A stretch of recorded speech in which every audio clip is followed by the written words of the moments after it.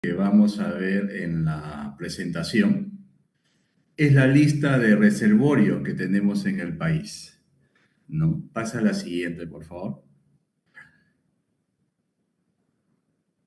Allí se muestran los reservorios que tenemos en el país, por ejemplo, Poechos está lleno al 100%, San Lorenzo también en Piura está con el 96%, Tinajones con el 48%, y la lista de los reservorios adicionales que tenemos en el país. Si vamos a la siguiente lámina, allí se complementa la lista. Lagunillas, por ejemplo, está al 80%. Pero más que medir la capacidad, si están llenos, si están con déficit de agua, ahí lo que quiero mostrar es la lista de reservorios construidos, o algunos son naturales también, de los cuales aprovechamos el agua. Si hacemos una suma de la capacidad de todos estos reservorios y sumamos también los reservorios que han hecho empresas privadas, ¿no? En Ica, por ejemplo, varias empresas privadas tienen sus propios reservorios, en el norte también, en Piura, Camposol, en La Libertad. Si sumamos todos los reservorios que se han hecho por el Estado, digamos, en todo este tiempo, 200 años de república y más, y sumamos los reservorios que han hecho los privados, vamos a obtener lo que se muestra en la siguiente lámina. Pasemos a la siguiente lámina, por favor. Que la capacidad de almacenamiento de agua que tenemos en el país apenas llega a 6.000 millones de metros cúbicos de agua. 6.000 millones de metros cúbicos de agua. Como referencia, Poecho, que es el reservorio más grande, cuando estaba en capacidad plena, Poecho almacenaba 1.000 millones de metros cúbicos. Es decir, con inversión pública o con inversión privada, solo hemos logrado desarrollar infraestructura para almacenar agua en un equivalente a 6 Poechos, a 6 reservorios de Poechos a plena capacidad. Eso es lo único que hemos desarrollado en infraestructura en toda nuestra historia. 6.000 millones de metros cúbicos, lo que es equivalente a 6 Poechos. Pasemos a la siguiente lámina, por favor. Aquí algunos datos relevantes. Tenemos más de 1.000 ríos en el Perú, 1.007 ríos, 1.008 ríos, si más no recuerdo, 107 cuencas hidrográficas. Tenemos 734 presas, la mayoría pequeñas, distribuidas en todo el país, y pozos registrados 64.000. Tenemos 547.000 derechos de agua registrados, formales, y este es el dato importante, lo que está resaltado en amarillo. Nuestro consumo anual de agua por la agricultura, por la minería, por la población, por todas las actividades económicas, es de 56.000 millones de metros cúbicos, un equivalente a 56 reservorios de Poechos en plena capacidad. Decíamos en la lámina anterior que hemos desarrollado capacidad de almacenamiento por 6 Poechos y nuestro consumo anual es de 56 Poechos aproximadamente, ¿no? Eso es lo que consume todo el país en todas sus actividades, toda la población actualmente. 56.000 millones de metros cúbicos de agua, lo que es equivalente a 56 reservorios de Poechos. Pasemos a la siguiente lámina, por favor. Esta lámina es fundamental, información oficial de la ANA, y que se ajusta a lo que se encuentra en mucha bibliografía. A ver, las personas que ven el río Rímac en verano, enero, febrero, marzo, ven todo el agua que bota hacia el mar. Pasemos a un río un poco más grande, que puede ser 5 veces el río Rímac, río Cañete. Bota 5 veces lo que bota el río Rímac al mar en un verano.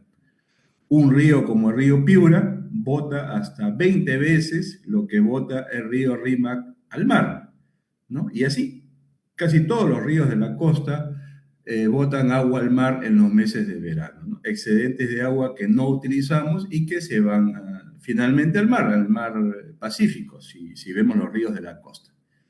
Pero toda esa agua que perdemos en la costa solo llega al 3% de todo lo que perdemos. El 97% lo perdemos a la otra vertiente de la cordillera y que finalmente llega en su mayor parte al Atlántico. Es decir, en la costa solo está el 3% del agua potencial que podríamos usar y el 97% está al lado de la cordillera que finalmente se va al Atlántico en su mayor parte. ¿Cuánto es el agua disponible que tenemos en el Perú, el agua renovable? Es más de 3 millones de metros cúbicos. 3.1 millones de metros cúbicos es el agua disponible que tenemos, ¿no? Esa agua está en los ríos, en las lagunas, se va al subsuelo, se evapora también, pero el dato relevante es el agua que no utilizamos, el agua que perdemos, que se va a otros países o se va a los océanos. Y esa agua que perdemos es 2.4 millones de metros cúbicos. 2.4 millones de metros cúbicos es el agua que podríamos almacenar y finalmente no almacenamos y se nos va a los océanos o se nos va a otros países o a través del Amazonas al Atlántico. O sea, 2.400 reservorios de pohechos es lo que, digamos, perdemos, entre comillas, ¿no? Perdemos porque es agua que finalmente no utilizamos. 2.400 reservorios de pohechos. Pasemos a la siguiente lámina. Siempre hay una ineficiencia ahí, si quisiéramos almacenar toda esa agua, por eso yo siempre he dicho que Perú tiene una capacidad para almacenar agua, no de 2.4, porque siempre va a haber una ineficiencia, sino de 2 millones de metros cúbicos. El Perú tiene un potencial para almacenar agua de 2 millones de metros cúbicos, es decir, 2.000 reservorios de pohechos. En el dato anterior, ¿cuánto consumimos de agua los peruanos en todas nuestras actividades? 56 reservorios de pohechos, solo 56. ¿Y cuánta de agua tendríamos disponible que podemos utilizar y que perdemos? 2.000. O sea, de 56 que consumimos, podríamos subir hasta 2.000 reservorios de pohechos en el equivalente. Es decir, el agua nos sobra.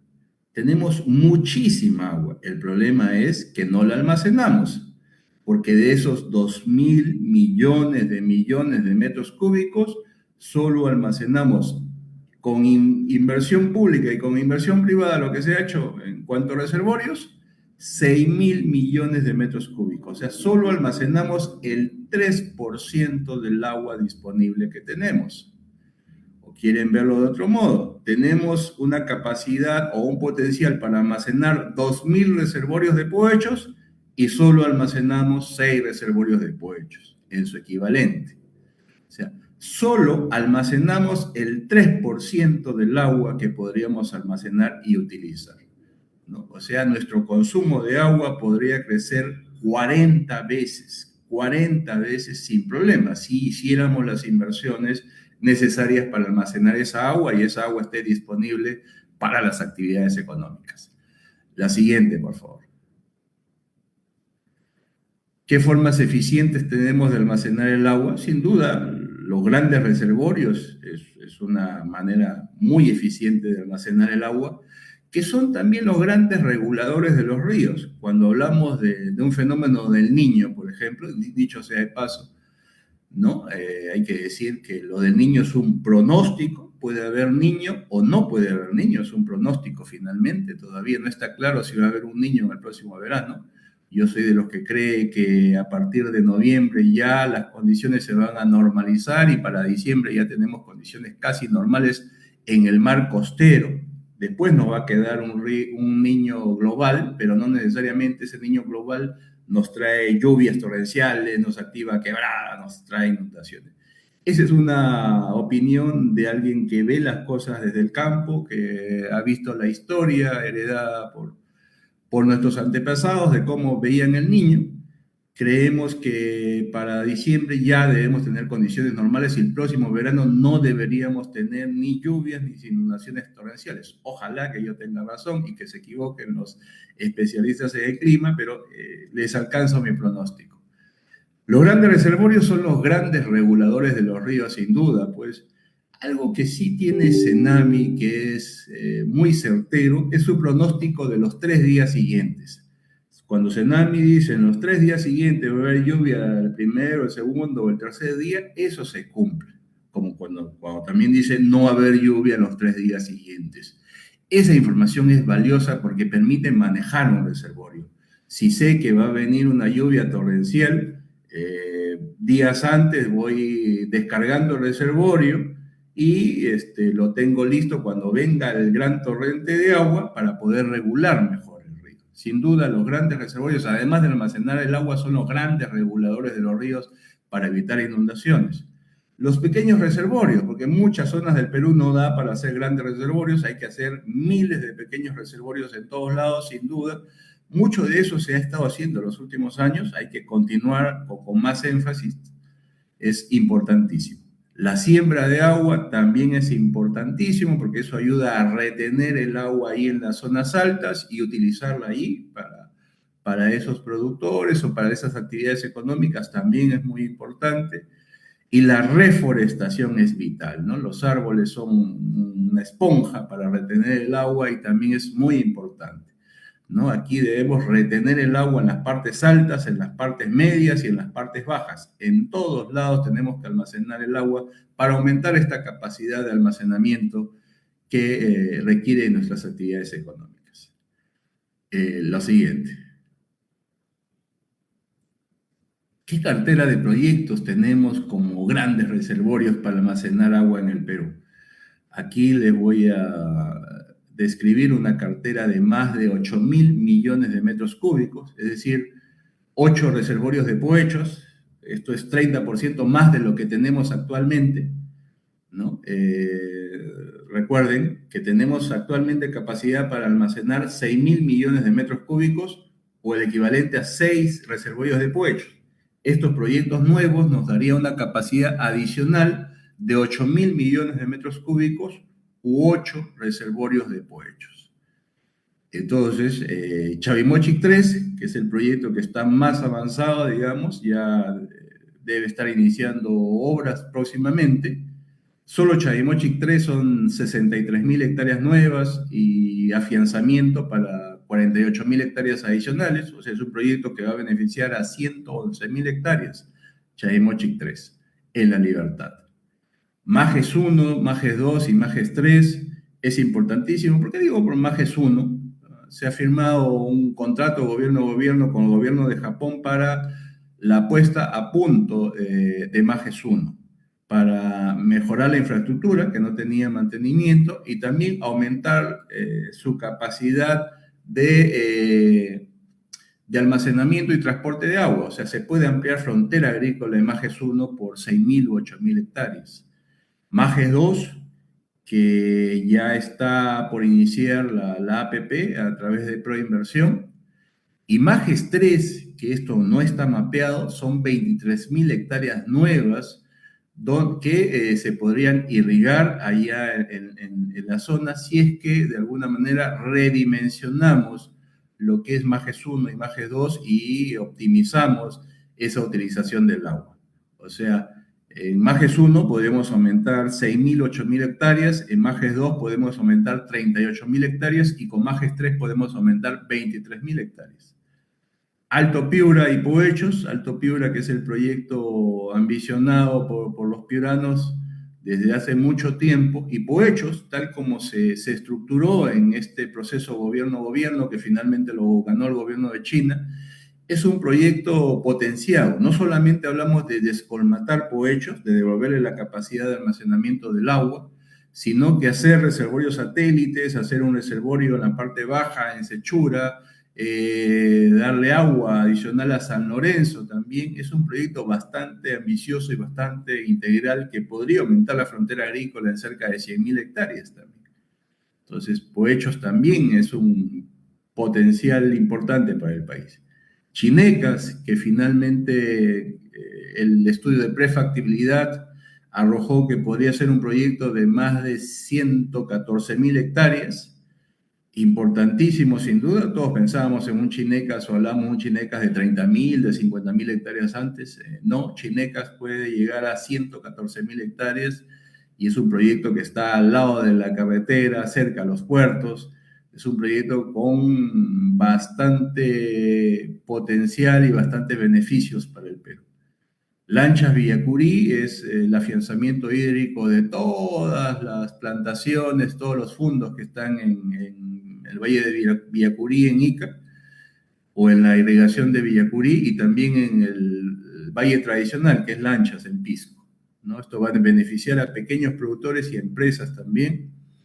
Olmos 2, que es elevar la altura de la represa, esa represita que se hizo en Olmos de casi 30 millones de metros cúbicos, llevarla a 190 millones de metros cúbicos, ¿no? Y ampliar frontera agrícola también, valiosísimo, ya está en una APP a través de Proinversión, eso está caminando. Tinajones 2, que está como idea nomás, pero sin duda es potencial para llevar el agua a Saña, a todas esas pampas de Saña y potenciar toda esa zona, valiosísimo.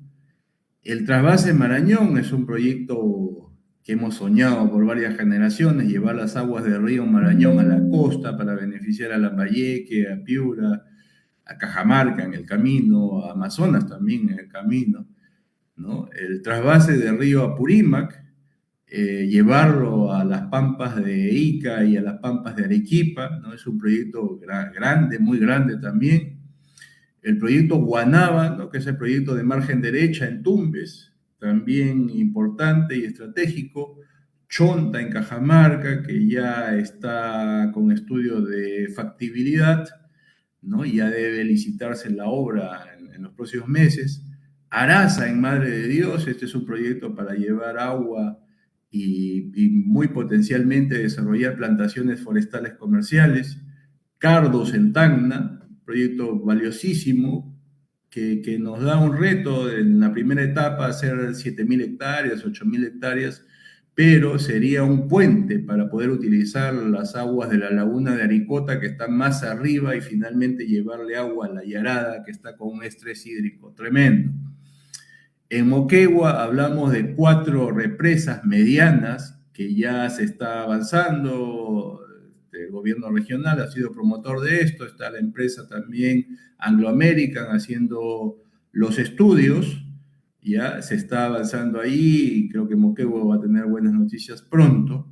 La recuperación del río Rímac, que aumenta su capacidad de almacenamiento porque incluye una represa, pero algo fundamental con el río Rímac, que se quiere volver un eje turístico. O sea, limpiar las aguas, eliminar los efluentes contaminantes, hacerlo navegable en ciertas partes para el turismo, llevar hoteles, restaurantes ahí. Es un proyecto muy rentable y valiosísimo para el país. Cachi 2 en Ayacucho, la segunda etapa del proyecto Cachi, muy ambicionada por la gente de Huamanga y de Ayacucho en general. Castrovirreina, esto es las partes altas, digamos, de Ica. Castrovirreina ya es Huancavelica, pero en las partes altas es necesario también almacenar el agua para beneficiar a esa población, porque esa población tradicionalmente ha visto cómo el agua baja a Ica nomás, entonces también hay que hacer, ahí hay 2 proyectos de represas para almacenar agua para la población también, y los excedentes también que vayan hacia Ica, ¿no? En San Martín, ahí tenemos el proyecto de Sisa y Alto Mayo, 2 proyectos importantes que nos pueden ayudar a ampliar frontera agrícola. En Ucayali, el proyecto de Curimaná, que ha sido formulado por el gobierno regional y ya deben entrar a la etapa de buscar financiamiento para su ejecución. Chulcas en Junín, este es un proyecto importantísimo para la población y para llevarle agua también limpia al Valle del Mantaro, este valle que ha sufrido un poco de contaminación con estas aguas del río. El proyecto Chulcas va a permitir llevarle agua limpia a una agricultura exportadora que se ha desarrollado tradicionalmente ahí en el Valle Azul o Valle del Mantaro. Y en Lima están las Pampas de Concón. Este es un proyecto que puede darnos 14.000, 15.000 hectáreas en Cañete, camino hacia Chincha. Es un proyecto muy valioso también porque está muy cerca de la carretera, muy cerca de los puertos y tiene tierra, y el río Cañete, pues en los meses de verano bota mucha agua al mar también, ¿no? Y es una agua que se puede utilizar haciendo una represa. Entonces, todos estos proyectos representan almacenar más de 8.000 millones de metros cúbicos de agua y requieren una inversión, y aquí está el problema, que supera los 24.000 millones de dólares. Obviamente, si vemos una cifra así, asusta, ¿no? ¿De dónde vamos a sacar tanto dinero? Pero si pensamos que estos proyectos se van a ejecutar en 10 o 15 años, esto se diluye finalmente y se hacen completamente financiables. Con una caja fiscal más, obviamente, mejorada o repotenciada, ¿no? Hay que mejorar los ingresos fiscales, que es un poco lo que vamos a ver en la siguiente lámina. Pasemos a la siguiente. Así es, ahí estamos. ¿Qué se necesita para desarrollar esta infraestructura que se está planteando y poder aprovechar nuestra agua que la perdemos finalmente? Y repito, el Perú solo ha desarrollado capacidad de almacenamiento en un equivalente a 6 poechos. ¿Cuánto consumimos en el año todos los peruanos como población y las actividades económicas? 56 poechos. Pero ¿cuánta agua tuviéramos disponible para almacenar? 2.000 poechos, 40 veces el agua que consumimos. El agua nos sobra, pero necesitamos invertir en almacenarla, y de eso se trata. Primero hay que planificar la ejecución. Algunos proyectos se prestan para hacerlo gobierno a gobierno, otros para hacerlo como asociación público-privada, allí donde haya tierras para subastar. Allí entran las APPs perfectamente. Hay proyectos que en su mayoría benefician a pequeños agricultores, o sea, donde no se va a vender tierras, no se le va a cobrar esas tarifas, hay que decirlo, un poco altas por el agua, y esas obras hay que hacerlas por obra pública.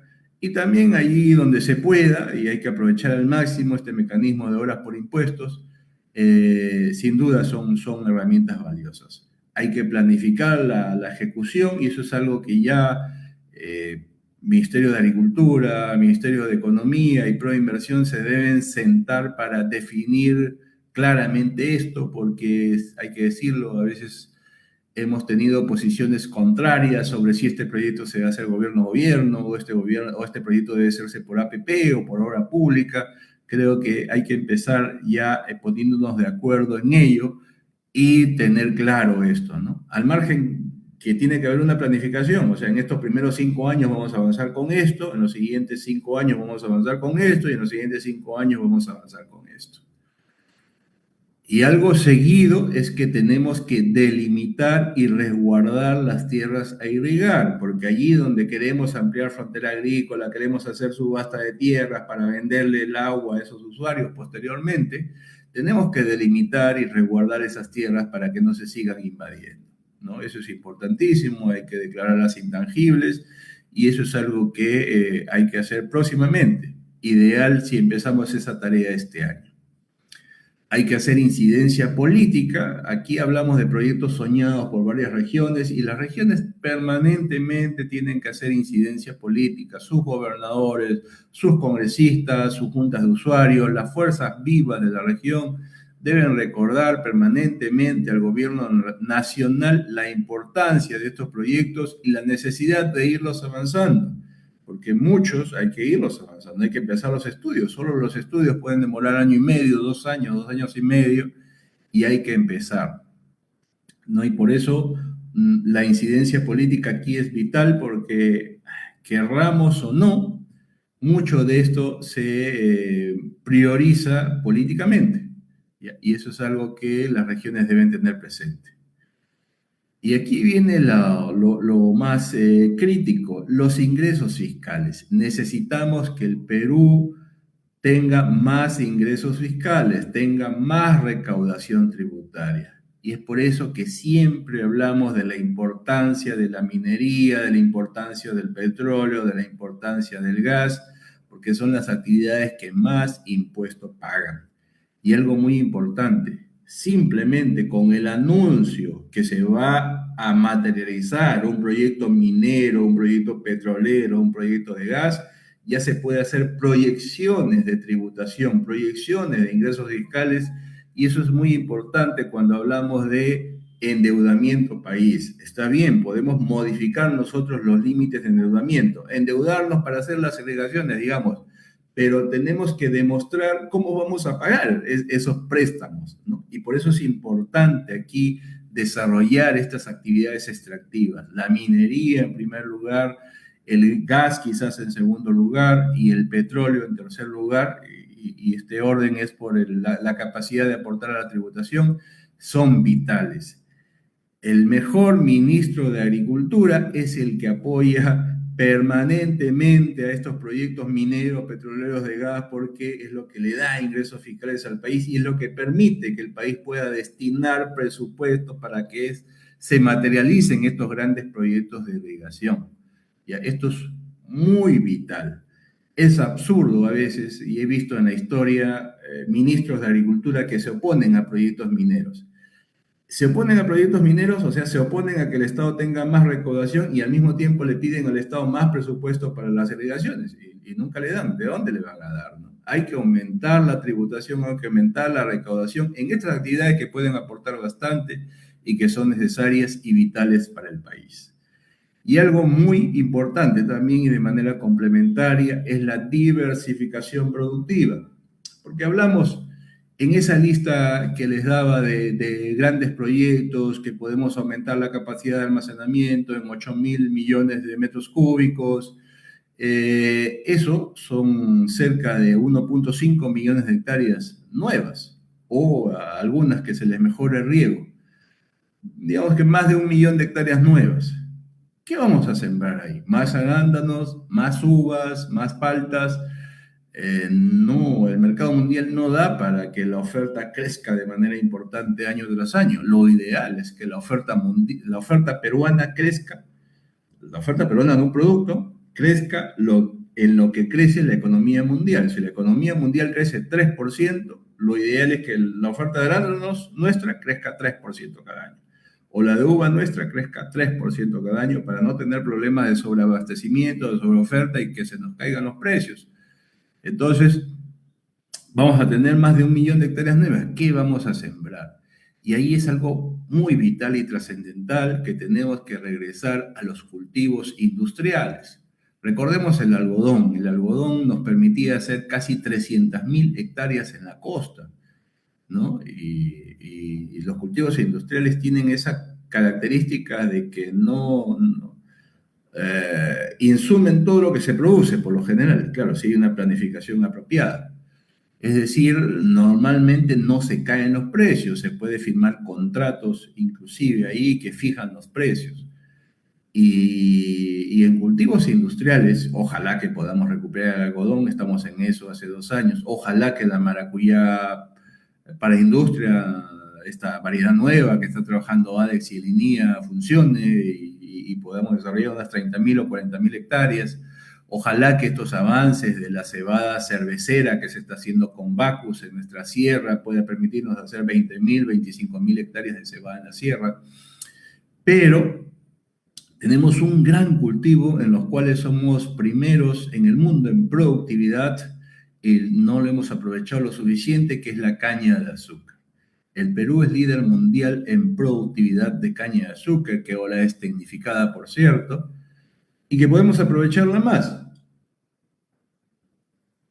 No para producir más azúcar, que tiene sus oscilaciones siempre en los mercados internacionales en cuanto al precio, sino que tenemos que ir necesariamente al etanol.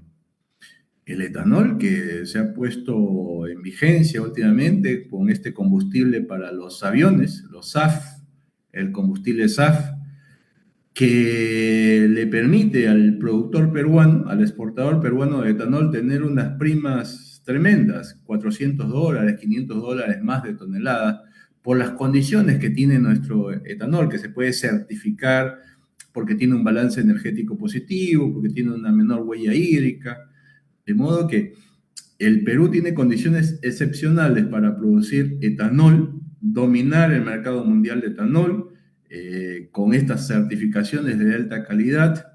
Y en el etanol sí, podemos hablar de 100.000 hectáreas nuevas, podemos hablar de 200.000 hectáreas nuevas, podemos hablar de 300.000 hectáreas nuevas, 500.000 hectáreas nuevas, sin problemas, porque es un cultivo industrial que insume la oferta a esta escala. Pero también ahí en el etanol, y es importante mencionarlo, necesitamos animar a que vengan las inversiones y que esto se dinamice más. Tenemos que desarrollar más el mercado interno de etanol también. Hay que recordar que la gasolina que utilizamos en realidad es una mezcla, es 7.8% de etanol, es 92.2% de gasolina, de petróleo destilado. Es decir, esa mezcla de 7.8% de etanol, ese porcentaje debemos elevarlo hasta 15%, hasta 10% probable inmediatamente y hasta 15% después cuando se den las condiciones. Pero es importante desarrollar nuestro mercado interno también porque les da un mercado complementario a quienes decidan invertir y podamos atraer estas inversiones de manera masiva y de manera rápida, que son importantes para ayudar a diversificar nuestra canasta productiva y no recargarle más arándanos, más uvas o más paltas y podamos tener excesos de cosecha y excesos de sobreoferta, ¿no? De modo que básicamente es ello, planificar la ejecución de estos proyectos, delimitar y resguardar las tierras a irrigar, la incidencia política para mantener la vigencia de estos proyectos, los ingresos fiscales, hay que ayudar al país a que venga la inversión, a que se materialicen los proyectos de minería, de petróleo, que vamos a tener buenas noticias pronto en petróleo con el Zócalo continental de la costa norte, y con el gas también, que pronto se deben certificar reservas también complementarias a lo de Camisea. El país va a tener buenas noticias en estos tres temas que son vitales para el país. Y la diversificación productiva, hay que apostar por el etanol, soy un convencido de ello, porque nos va a dar muchos réditos y muchos beneficios para el país. Bueno, con ello ya llegamos al final de la presentación y quedo a su disposición por si hay algunas preguntas. Muchísimas gracias. Muchísimas gracias, ingeniero. Ahora vamos a dejar de compartir. Muy bien, ahora sí. Muchísimas gracias, ingeniero Ángel Manero. Realmente es fundamental el tema que has tocado el día de hoy. Aparte de ello, también yo considero que es importante señalar que, como lo mencionaba el ingeniero, tenemos una oportunidad de almacenamiento de agua, ¿no? A nivel nacional y representa pues una inversión a futuro para nuestro país y esto es muy, muy fundamental aprovechar cada gota de agua que existe en nuestro país para poder planificar y posteriormente esto sea sostenible para todo el país, para las zonas urbanas y rurales. Bien, agradecida por el tema que nos ha presentado el día de hoy, básicamente oportunidades para la infraestructura de almacenamiento de agua en el Perú, que es un tema muy